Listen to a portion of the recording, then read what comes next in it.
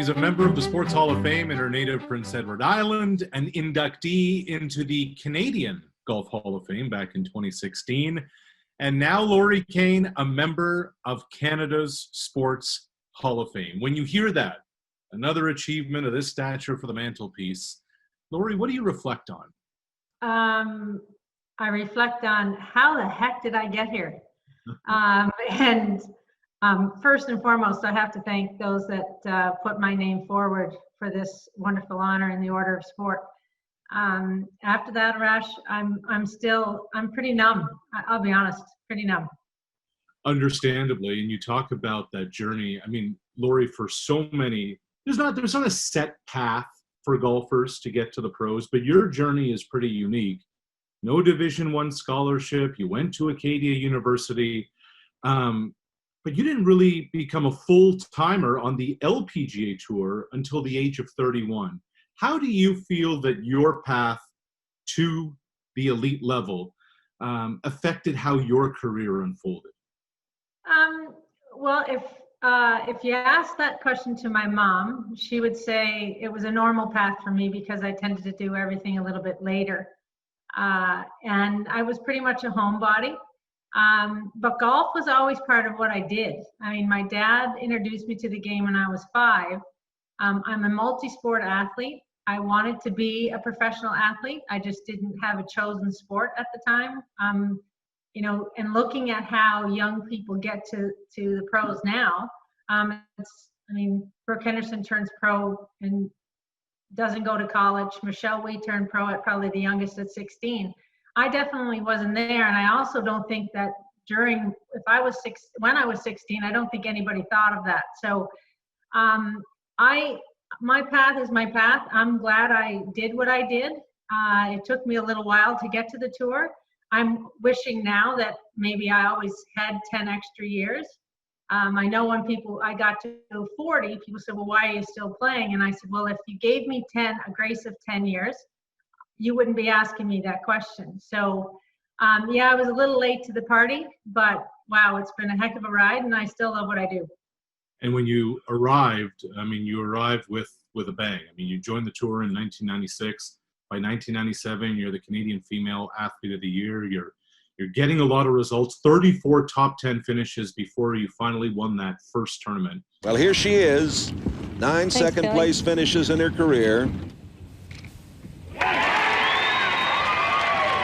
The job is done, the dream has come true, and there she goes. A little of the Anheuser-Busch product to celebrate Lorie Kane's first career victory. I think I've waited my whole life for this, and I'm going to have a nice cold beer to celebrate. It was in Missouri, and it was an emotional Lorie Kane when you finally, after knocking on the door, were able to get over the hump. Lorie, what did that first title mean for you and ultimately your career to propel you forward, do you believe? You know, people often ask what, you know, like you're asking now, what defined that day? And Arash, I was home on PEI the week before. The Du Maurier series had come into the Maritimes to play at Brudenell, the course that I was basically introduced to the game on. And I remember being out somewhere in the back of the golf course thinking to myself, watching my friends play and thinking, you know, I've really come a long way. I'd been told I was too nice to win. I've been told I didn't have quite what it took to get over the finish line. And so when I went to St. Louis on that week as well, I mean, the story goes, Mark Messier was traded from Vancouver back to the Rangers, and Mark talked in his press conference about winning is an attitude, and then he was bringing that attitude back to the room in New York. That was my mantra for the week. Danny said to me, you need to watch his press conference. You're a big fan of Mark's. And so that's what I did. And I went to St. Louis determined that I was the only one that was going to be able to make a difference. Now, Sunday's round, we had a 2.5-hour rain delay. Kari Webb lit it up starting out. I'm on the 13th hole watching her go to the 18th hole, and I'm saying to myself, Webby, get to the clubhouse because you're running out of holes, and I'm not letting anyone have this one. So it was a big week. There was a stretch there in the late 90s, early 2000s. I mean, you were the face. You and Mike Weir were the faces of golf in this country. What was that like for you when people spoke about golf in Canada, that immediately the reaction becomes you, that that you're the one who's the face of it? Well, it's flattering, but it's nerve-wracking too, because I come from a place, my parents taught me to leave it better than I found it. And so I'm all in. And what the founding members of the LPGA Tour did for me to give us a place to play, to the great Canadians, Jocelyn Barassa, Sandra Post, Don Co-Jones, Gail Graham, all of the Canadians welcomed me with open arms. And I felt it was my responsibility to keep building. And when we did ultimately lose the titleship with Demourier, and Golf Canada took over the realm for the Canadian Open, you know, there's a responsibility for me to continue to help build women's golf, but also women's sport. I mean, I am an athlete, and I think in our country we can do better. And with this honor, I hope I'm able to lend support where it needs to go. And part of that legacy in growing the game and growing women's sport, you mentioned her earlier, is Brooke Henderson, who has taken not only the Canadian golf world, but the global golf world by storm. How gratifying is that as part of your legacy, Lorie, that you helped pave the way for somebody like Brooke? Well, I don't know that I guess, thank you for saying that. I think we all have a job to do, and Brooke has definitely taken her job quite seriously, and I'm extremely proud that she's doing what she's doing, and that she's Canadian, that she's got a great support team.